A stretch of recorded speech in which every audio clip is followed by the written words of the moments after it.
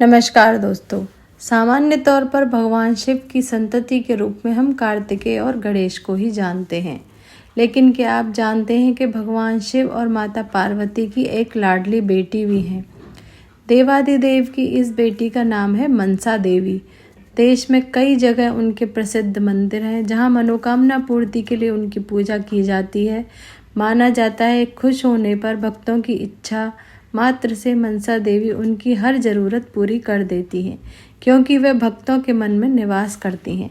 मनसा देवी के जन्म की दो कथाएं मिलती हैं।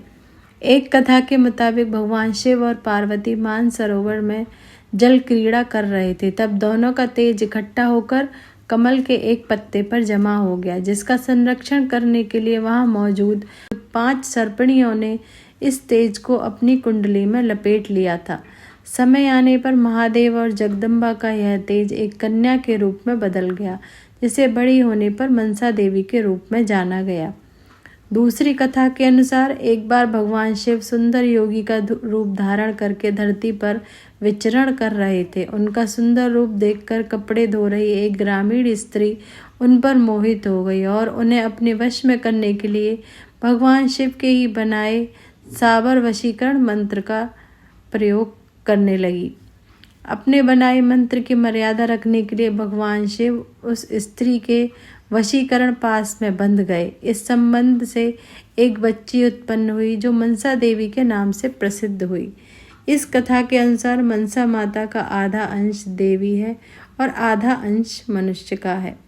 बाद में मनसा देवी भगवान शिव और माता पार्वती के पास कैलाश पहुंची तो महादेव के गले में लटके नागराज वासुकी ने भगवान शिव से प्रार्थना की कि मनसा देवी को नागलोक भेज दिया जाए, क्योंकि विश्व के प्रमुख अष्ट नागों अनंत, वासुकी, पद, महापद, तक्षक, कुलीर, करकोटक और शंख की कोई बहन नहीं है।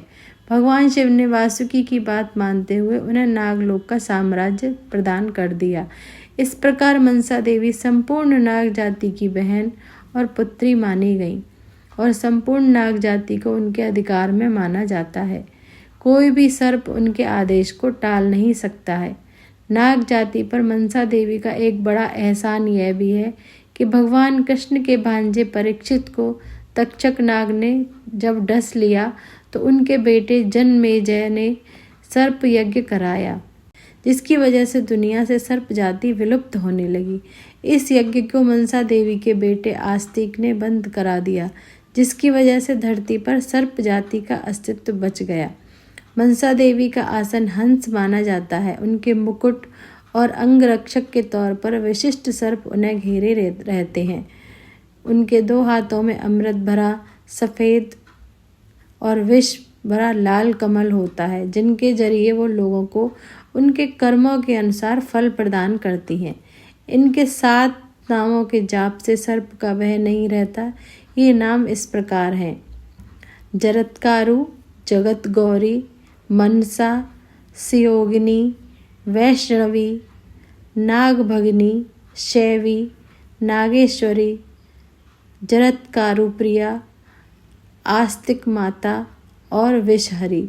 हरिद्वार और चंडीगढ़ में मनसा देवी के विश्व प्रसिद्ध मंदिर हैं।